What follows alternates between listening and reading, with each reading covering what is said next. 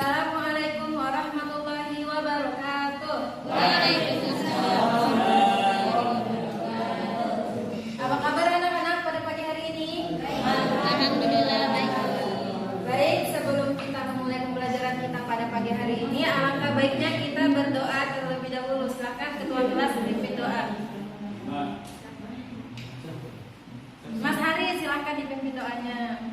Baik teman-teman, sebelum kita mari kita awali dengan doa. Menginginkan kita mulai basmalah. Bismillahirrahmanirrahim.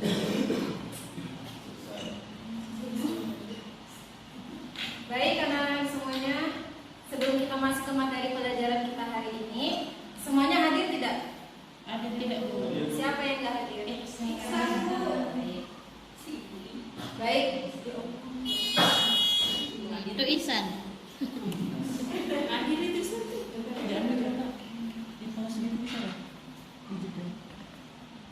Kita akan membahas materi mengenai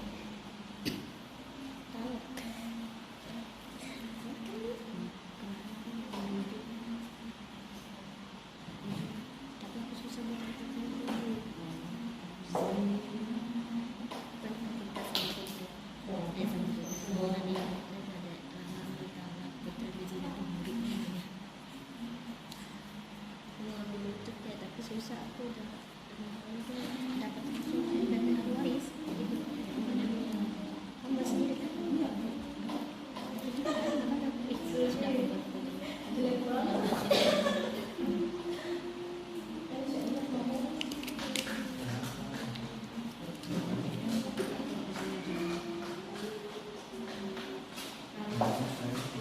Jadi pada pagi hari ini kita akan membahas materi mengenai talak atau perceraian dan dampaknya. Sebelum kita masuk ke materi, sebelumnya ada yang sudah tahu mengenai apa itu talak atau perceraian, atau sudah ada yang mengamalkannya?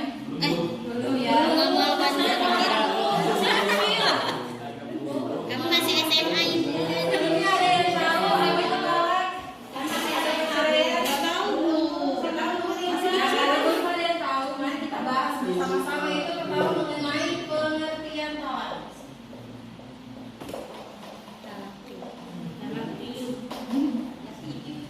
Talak secara bahasa ialah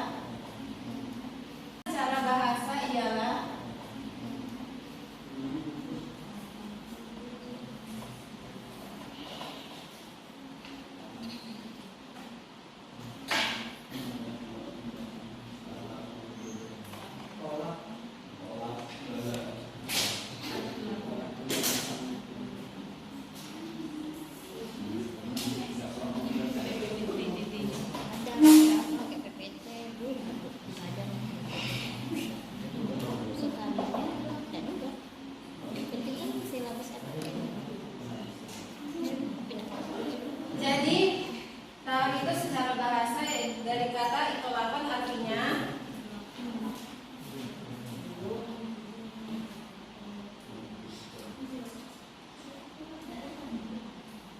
yang artinya melepaskan atau meninggalkan. Dan secara istilah, talak adalah melepaskan ikatan perkawinan atau rusaknya hubungan perkawinan dengan menggunakan kata-kata talak. Jadi kesimpulannya adalah perceraian atau talak adalah putusnya ikatan perkawinan antara suami dan istri yang sah dengan menggunakan lafaz talak atau semisalnya. Selanjutnya yang kedua yaitu mengenai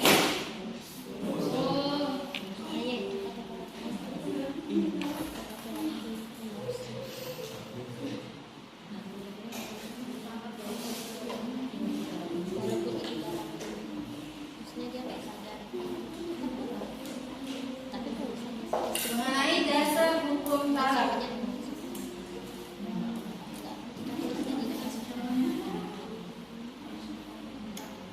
Di dalam sebuah hadis dari Ibnu Umar radhiyallahu anhu dari Nabi Muhammad SAW bersabda, perkara halal yang dibenci Allah adalah talak. Berdasarkan hadis tersebut, hukum talak adalah makruh. Akan tetapi hukum tersebut bisa berubah menjadi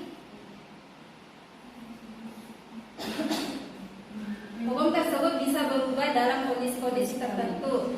Talak itu hukumnya bisa berubah menjadi wajib, sunnah maupun haram. Ya.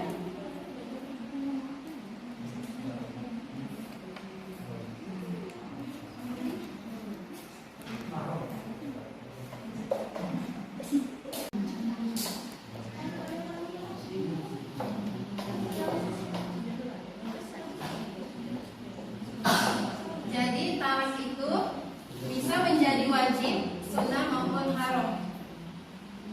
Talak bisa dikatakan hukumnya menjadi wajib apabila seorang suami dan istri dalam sebuah rumah tangga atau perkawinan itu misalnya ada sebuah masalah namun didamaikan tapi nggak bisa damai, pihak ketiga udah masuk, orang tua udah masuk, pihak yang lain udah masuk dan sulit untuk didamaikan itu dalam sebuah rumah tangga. Maka apabila ia tetap bersatu, malah rumah tangganya itu memunculkan mudarat atau kerusakan-kerusakan, maka dalam status tersebut Minta izin.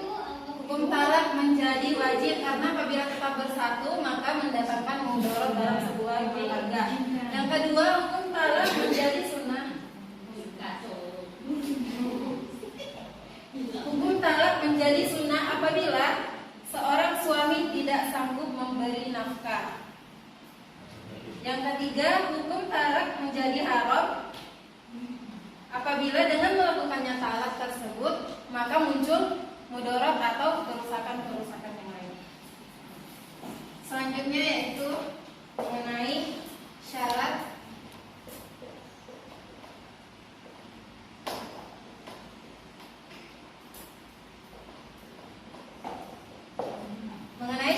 dan rukun talak. Rukun talak ini ada 3, yaitu 1 seorang suami, 2 istri, dan 3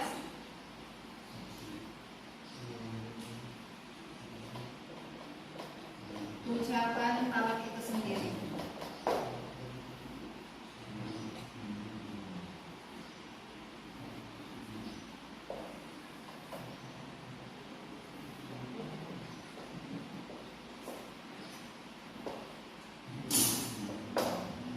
Jadi rukun talak itu ada 3 ya, yaitu ada suami, ada istri, dan ucapan talak. Talak dikatakan menjadi sah gitu talaknya apabila ada ketiga ini.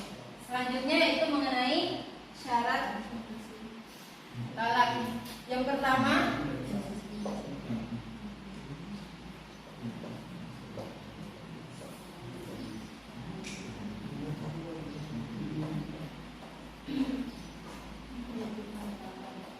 seorang suami yang dan tidak ada paksaan atau tidak dipaksa. Yang kedua yaitu istri yang ditalak.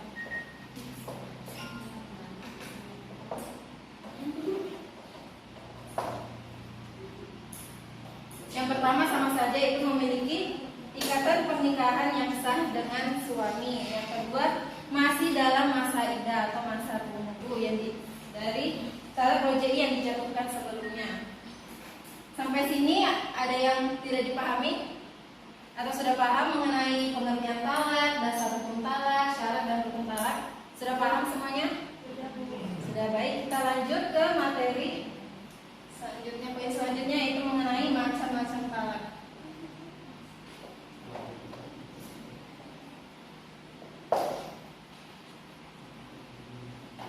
Macam-macam talak pun ada 4. Yang pertama, dari proses ditinjau dari proses menjatuhkannya.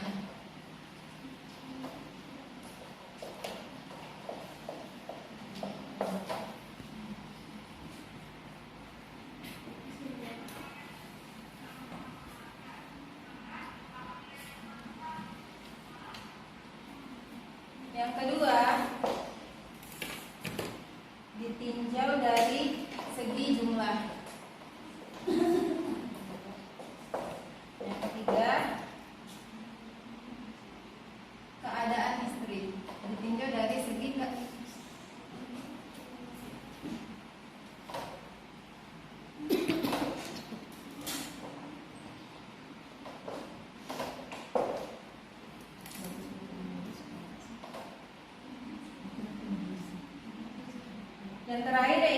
ditinjau dari segi boleh atau tidaknya.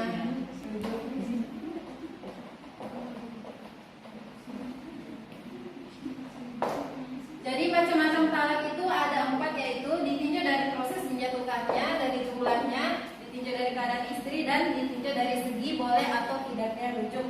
Yang pertama yaitu ditinjau dari proses menjatuhkannya, yaitu talak, dijatuhkannya talak dengan ucapan.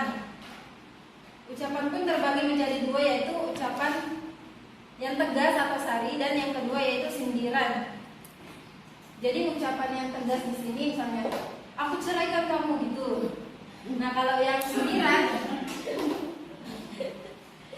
tuh misalnya seorang suami mengatakan kepada istri, pulanglah kamu kepada orang tuamu. Aku udah bosan sama kamu, udah muak sama kamu. Maka di situ jatuh talak, kecuali jika seorang suami mengatakan, pulanglah kamu ke rumah orang tuamu, aku sudah sibuk. Itu enggak termasuk jatuh talak ya. Yang kedua, ditinjau dari segi jumlahnya. Ada yang tahu jumlah talak ada berapa? 3. Ada 3. Yang pertama talak 1, 2, dan 3. Apabila seorang suami menjatuhkan talak pertama, maka ia boleh rujuk kembali dengan istrinya selama istri masih dalam masa iddah atau masa tunggunya. Berapa masa iddahnya? 3 bulan. 3 bulan. Apabila talak pertama, maka dia boleh kembali kepada istrinya tanpa melakukan akad ataupun syarat-syarat pernikahan sebelumnya. Yang kedua yaitu jatuhnya talak 2. Apabila seorang suami menjatuhkan talak kedua kepada istrinya, maka jika ingin rujuk kembali perlu dilakukannya akad pernikahan ulang. Apabila talak kedua ini jatuh, maka untuk rujuk boleh rujuk kembali, cuman melakukan akad ulang gitu. Dan apabila seorang suami telah menjatuhkan talak ketiga sama istrinya, maka ia haram hukumnya untuk rujuk kembali kepada istrinya, kecuali di antara mereka sudah melakukan pernikahan sebelumnya dengan orang lain tanpa apa ya, sebuah konspirasi gitu. Misalnya seorang istri menikah dengan pria yang lain dan sudah melakukan hubungan biologis dan cerai tanpa keadaan terpaksa dan cerai karena ya itu. Misalnya dia cerai mati gitu. Nah maka setelah perceraian mati, seorang istri boleh kembali lagi rujuk dengan suaminya. Ingat ya, persyaratan talak 3 ini ia menikah tanpa konspirasi atau persekongkolan. Misalnya kamu nikah dulu deh sama orang lain terus melakukan hubungan biologis terus kembali lagi sama aku, maka itu hukumnya tidak sah atau tetap haram. Jadi paham ya mengenai jumlahnya, mengenai talak 1, 2, dan 3. Paham?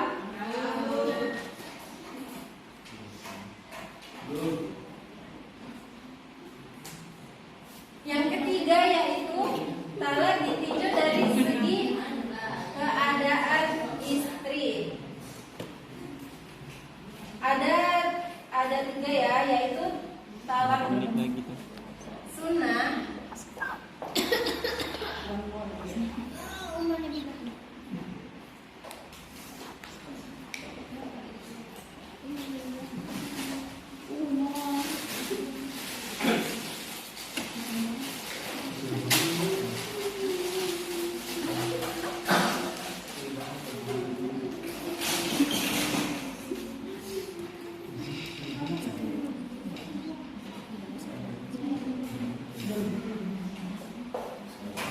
talak yang ditinjau dari keadaan istri ada 3, yaitu sunnah, bid'ah, dan bukan sunnah dan bid'ah.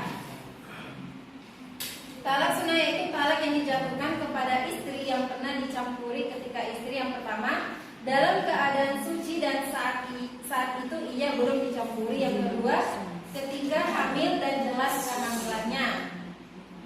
Nah, dari keadaan istri talak itu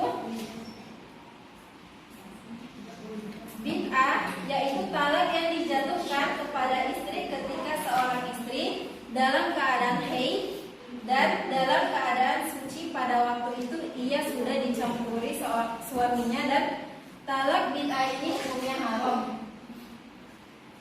Selanjutnya, talak bukan sunnah dan bukan bid'ah, yaitu talak yang dijatuhkan kepada istri yang belum pernah dicampuri dan belum haid karena istrinya masih kecil. Karena perempuan itu masih kecil. Maksudnya kecil? Kecil. Umur ya. Ya, Umurnya dari segi umur.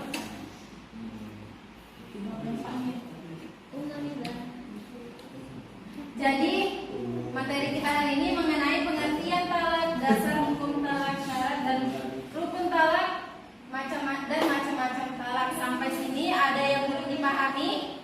Sudah Sudah paham semuanya? Baik. Acting aja. Kalau jadi susi. Jadi sudah paham ya semua mengenai materi ini? Nah, selanjutnya Ibu kasih tugas. Silahkan dicatat tugasnya. Ya, silahkan ditulis, Ibu diktekan. Carilah minimal 2 ayat Al-Quran dan bagaimana pendapat ulama fikih tentang perceraian atau talak, syarat dan rukun dan macam-macam perceraian. Pendapat ulama dapat dicari dalam tafsir Ahkam dan tafsir Al-Misbah dan kitab-kitab lainnya yang boleh dicari dimanapun ya. Dan pengumpulannya batas terakhir minggu depan atau di pertemuan kita selanjutnya. Sudah dicatat? Sudah paham mengenai tugasnya? Baik.